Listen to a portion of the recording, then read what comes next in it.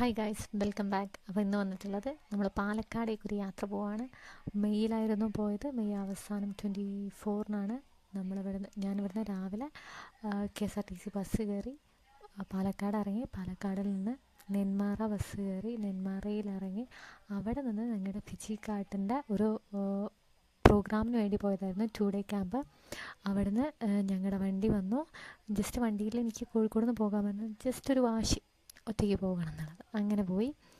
ഇത് പോകുമ്പോഴുള്ള കാഴ്ചയാണ് കേട്ടോ. അതായത് ഒരു ഹില്ല് ചുരം കയറാൻ വേണ്ടി തുടങ്ങിയപ്പോൾ ഭയങ്കരമായിട്ട് മഞ്ഞും കാര്യങ്ങളൊക്കെ തന്നെ ഉണ്ടായിരുന്നു. അടിപൊളിയായിരുന്നു എന്നുള്ളതാണ്.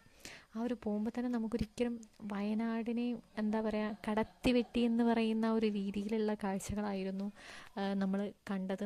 അത്രയും ഒരു നല്ലൊരു വ്യൂ തന്നെയായിരുന്നു നമ്മളന്ന് കണ്ടുകൊണ്ടിരുന്നത്. നെക്സ്റ്റ് നമ്മളവിടെ എത്താൻ കുറച്ച് ലേറ്റായി. പ്രോഗ്രാം 10 മണിക്കായിരുന്നു, പക്ഷെ 10 മണി കഴിഞ്ഞിട്ടാണ് ഞങ്ങൾ എത്തിയത്. പക്ഷെ എന്നിട്ട് പോലും നല്ല തണുപ്പും കാര്യങ്ങളുമാണ്. നട്ടുച്ച 12 മണിക്കൊക്കെ എന്താ പറയുക, ഇത് അവിടെയുള്ള വ്യൂ ആണ്.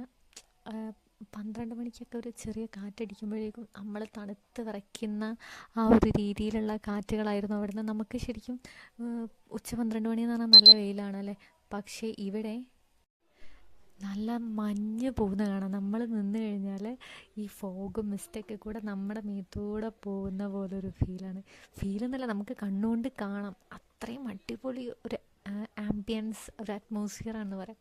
പിന്നെ കൂടാതെ അന്നത്തെ ഞങ്ങൾ പോകുന്നന്ന് അവിടെ ഒരു ഫിലിം ഷൂട്ടിംഗ് ഉണ്ടായിരുന്നു. നെല്ലിയാമ്പതി ഒരു റിസോർട്ടിലായിരുന്നു ഞങ്ങൾ പോയത്. അതും ഹൈ റേഞ്ച്, ഹൈ ടോപ്പ്. അവിടുത്തെ പ്രത്യേകത എന്ന് പറയുന്നത് ഒരു ഫോണിനും റേഞ്ചില്ല. അവിടെയുള്ള അവരുടെ ടെലിഫോൺ, അവരുടെ സിമ്മിൻ്റെ ആ ഒരു ഫോണിനാണ് റേഞ്ച് ഉള്ളത് അവിടെ ആ ഒരു റിസോർട്ടിലുള്ള ഓഫീസിൽ. അതുകൊണ്ട് തന്നെ പുറം ലോകമായിട്ട് യാതൊരു തരത്തിലുള്ള ബന്ധവുമില്ല. ഒന്ന് വീട്ടിലേക്ക് വിളിക്കണമെങ്കിൽ തന്നെ അവരുടെ ഫോണിലായിരുന്നു വിളിച്ചത്, അത്രയുമില്ല. പിന്നെ അന്നത്തെ ആ ഒരു രാത്രി ക്യാമ്പ് ഫയറൊക്കെ ആയിട്ട് അടിച്ച് പൊളിച്ച് എല്ലാവരും ഡാൻസ് ചെയ്തു.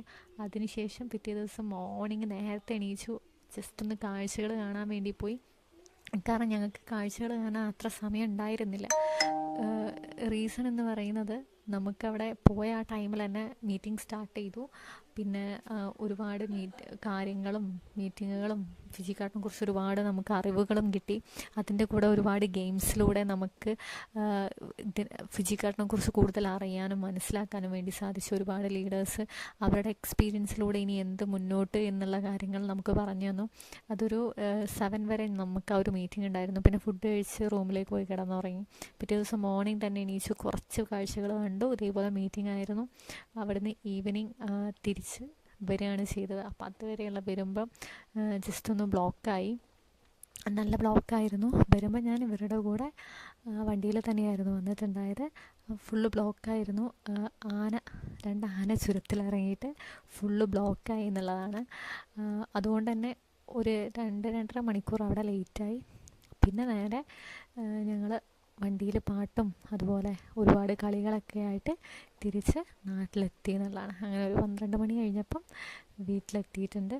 പക്ഷേ ഈ ഒരു എക്സ്പീരിയൻസ് എന്ന് പറയുന്നത് പൊളിയാണ്. നിങ്ങൾക്ക് ഞാൻ സജസ്റ്റ് ചെയ്യുന്നു, വയനാടിനേക്കാൾ പൊളിയാണ് ഈ ഒരു Nelliyampathy view and atmosphere and ambience. നമുക്ക് ഏതൊരാൾക്കും ഒരു ട്രിപ്പ് പോകാനാണെങ്കിലും അല്ലെങ്കിൽ നമ്മളൊരു ഫാമിലീൻ്റെ കൂടെ ഒരു ഒത്തുകൂടലിനാണെങ്കിലും ജസ്റ്റ് നമുക്കൊന്ന് ചില്ല് ചെയ്യാനാണെങ്കിലും എല്ലാത്തിനും ഈ ഒരു പ്ലേസ് ബ്യൂട്ടിഫുള്ളാണ് എന്നുള്ളതാണ്.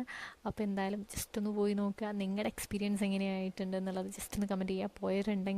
ഉണ്ടെന്നുണ്ടെങ്കിൽ എങ്ങനെയായിരുന്നു നിങ്ങൾക്ക് ആ ഒരു പ്ലേസ് എന്തൊക്കെ തന്നു എന്നുള്ളത് ഒന്ന് ചെയ്യാം. പക്ഷേ ഒരു പ്രധാനപ്പെട്ട കാര്യം പറയട്ടെ, അവിടെ ഒരുപാടുണ്ടായിരുന്നു.